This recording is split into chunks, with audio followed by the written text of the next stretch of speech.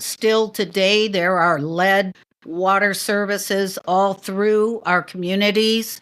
Unfortunately, it's one mishap away from it happening to anybody else. So, offering and having the ability to provide clean water in your source, meaning in your home or in your office, is the best way to truly prevent contaminated water getting into your drinking water.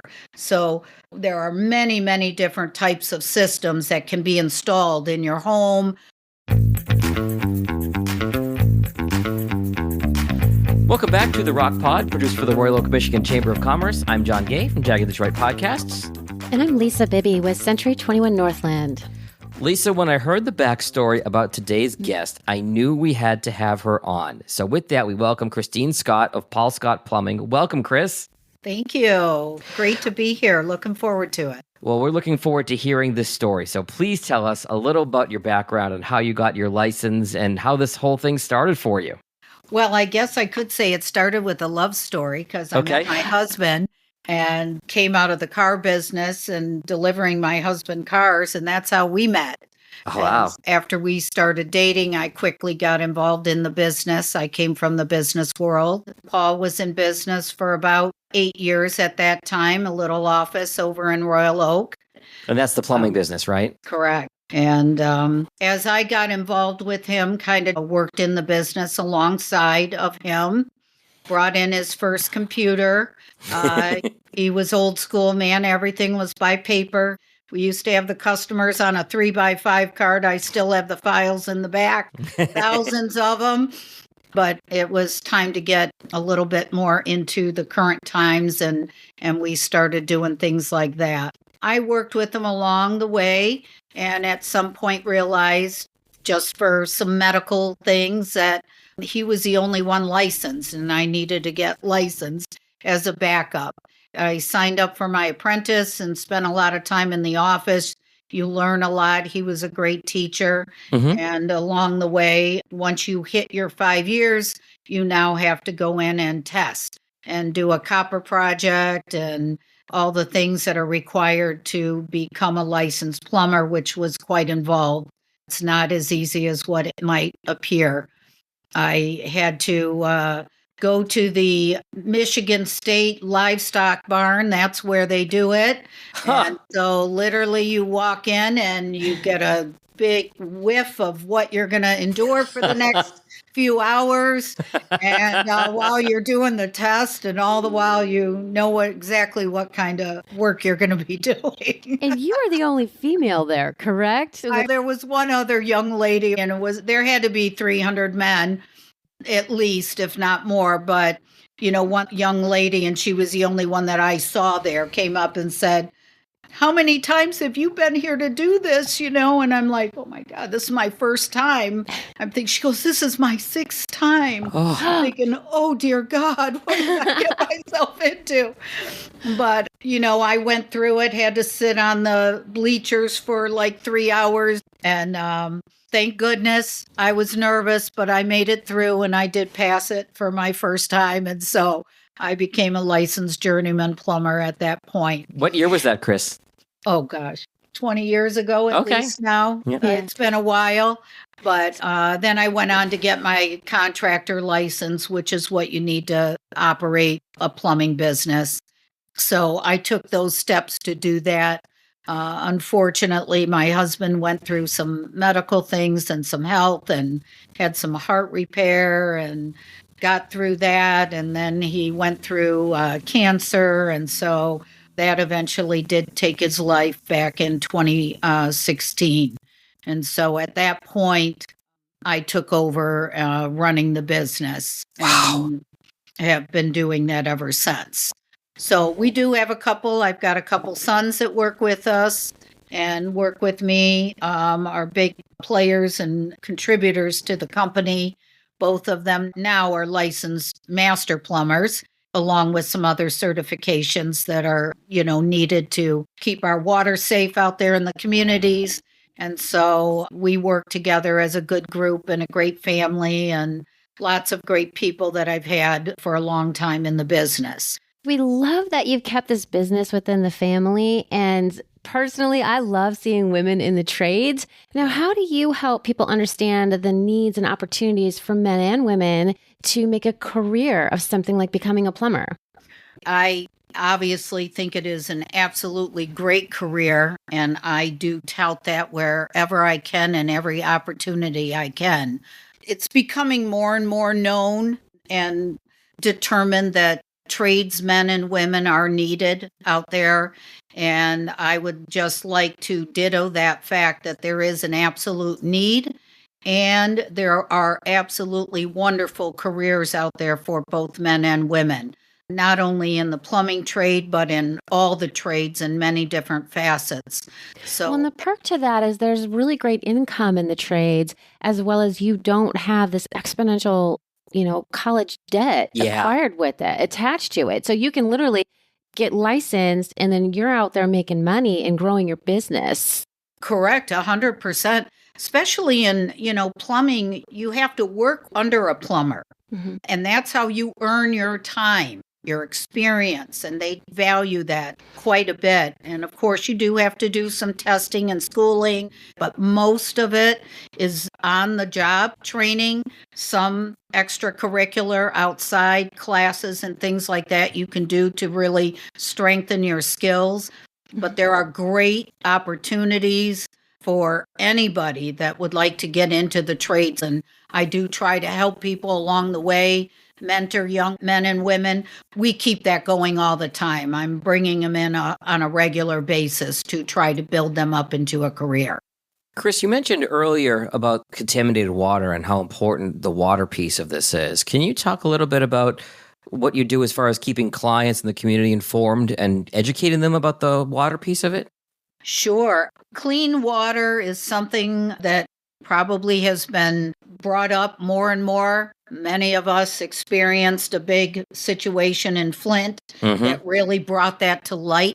And I think most people don't realize that still today there are lead water services all through our communities.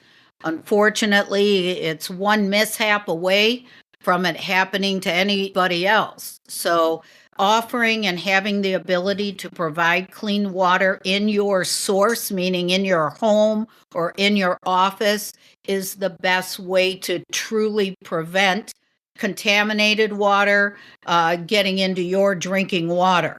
So there are many, many different types of systems that can be installed in your home, whether it's just a point of use for your drinking water, which I think is really cost effective. Number one, it saves a lot of plastic and a lot of things that we can do. It's wonderful, the systems that have come about over the years that can protect our water, because we just don't know. I mean, I don't want to get too deep, but I don't trust most of the water that's coming in on our system. I'm the same. As a realtor, when I'm working with buyers and we're looking for homes, most often buyers are like, well, it's on city water, we're good. Are you? Like, do you know what the city is doing? And every city is different in how they're managing and handling their water. And like, even for us, like, we'll put a triple filtration system on, whether it's a well or it's city water, just to make sure that we're, filtering out any contaminants or possible contaminants. What is your number one piece of advice for homeowners? Just overall. Get a system that protects the water coming into your home. You cannot control what the city does, what your wells are, but once that water comes into your home, from that point to the point of it's dispersing, whether it's in a shower or a faucet or drinking or ice makers, that you can control and you can filter. And there are many options for making sure that that water is completely filtered out, even to the extent where some add back in alkaline, which our bodies need. A lot of people think about filtering their drinking water, but they don't think about filtering the water that they're showering and bathing in. And that's actually when your pores are the most open. So you're absorbing the most contaminants if they're in the water during showers and baths. So really putting that whole house filtration system on it is really key. It is a wonderful thing. It changes the way the water feels. There are some great systems, whole house filtration systems. I do highly recommend as well. Some of them can get a little costly, so you may have to do it in pieces, but our water does need to be filtered. Well, and speaking of water, whenever I'm working with buyers and we write an offer on a home, a lot of times people think, oh, well, I'm on city sewer. My number one pro tip for them is always get a sewer scope, because you own the pipe from your house up until it connects to the city. And you never know what's going on, whether there's tree roots popping through. And one time we actually found that Orangeburg. It's literally like back in the day, they put tar and paper together, and that was what their pipes were made out of. So by doing a sewer scope, you're actually able to see what kind of issues are there before you're actually committed to purchasing the home. So what do you guys charge to do a sewer scope? It's $450 to run a camera inspection. We provide a report and a video of our findings with a description and or any recommendations. I highly recommend that, Lisa. I will tell you, there are many, many times we've gone into homes after someone has bought a home. They think everything's fine. They didn't do a sewer inspection. And the next thing you know, they've got a separated pipe out in the street and you've got a $25,000 repair. Oftentimes, the previous homeowner does not even realize that there's an issue. And so they're just flushing their toilets as normal, water's draining out. And it's not until they go to sell it and the buyer does a sewer scope that they find out that, yes, the pipes are split or there's tree roots through it. So anytime you have something that's breaking that pipeline, all that sewage is literally flowing out into your yard. Correct. And it smells like Chris's exam in the barn. Right. Well, you may not smell it either. So some of these are, it's underground. Sometimes you do not see it, and it does. But I will say it's very, believe it or not, very common, unfortunately. But, you know, there's a lot of things in sewer lines. First of all, the inspection tells you a lot. It gives you information to help you make an educated decision when you're buying a home. And it also, you're preemptively, if there is something, even just roots. So maybe you don't have a broken line, but you've got a seriously clogged line that we could hydrojet, which is high pressured water with cutters and chains that break the roots up and clean it all out and flush it out. Well, that's a minimal cost compared to an excavation. And you can do things like that to really keep those lines maintained. And sometimes in the, time where you're a pre-buyer, if you will, you can get some of that negotiated into the sale, some of those maintenance repairs. If you hire the right realtor. If you get the right realtor. So we need to get the right realtor and the right plumbers. I want to step away from the real estate piece of it for a second and ask you, Chris, what areas do you cover? And I assume that includes emergency situations as well? We do. We run a 24-hour emergency service available, but my main areas are Oakland, Macomb, Wayne, some Genesee County. We really hit that main tri-county area heavily and service them all, both residential and commercial. So we've talked a lot about water today, not surprising as we're talking to a plumber, but I want to shift gears a little bit here on you, Chris. Okay. You are a scuba diver? I got to hear about this. Yes, I am a scuba diver. I love the ocean. I've been doing that for about 25 years now. Okay. A wonderful sport to enjoy. I've traveled all over the world. I just came back from Hawaii and swam with the manta rays. They literally came right up into my face. What island were you on? We were on Kona. And nice. It was beautiful. It really is a wonderful thing. It's a great way to de-stress. Yes. Well, people don't realize there's this whole other world under there, and when you get down there, you can't see it from the surface, and you get under there, and there's just so much life and beautiful colors, and it's fabulous. It's beautiful. It's, I always say the movie Nemo is really real. There is a whole nother world down there. And I laugh sometimes. You're down there and you watch, the feeding stations and the fish doing this and this one's cleaning over here. And, they come in to get cleaned by all the other fish. I mean, there is a whole world of life going on. And so it's pretty wonderful. And I'm very grateful and lucky to experience it. So nice. Yeah. Well, Chris, we're going to shift a little bit again here. And now it is time for our Fishbowl question of the day, where we ask you a totally random question. Okay. All right, Chris, let me dig in here and pull a question out here. If you could bring back any fashion trend, what would it be? Oh, dear Lord. I was going to say bell bottoms, but they're already back, I think. What's everything that's old is new again, right? Well, the bell bottoms, it's weird because they're not like the super tight up top and down, but they're just like, they're straight shot, like just big pants. Changed. Well, I do love the old school, 50s girls and their styles and things like that. And I think a lot of that is coming back, which is really nice to see. I am a little bit of a fashion girl. I like watching it and seeing it and being part of it. Nice. Chris, if our listeners want to get in touch with you and your team at Paul Scott Plumbing, what are the best ways to reach you? The best way, of course, is you can call. Our number is 248-547-9334.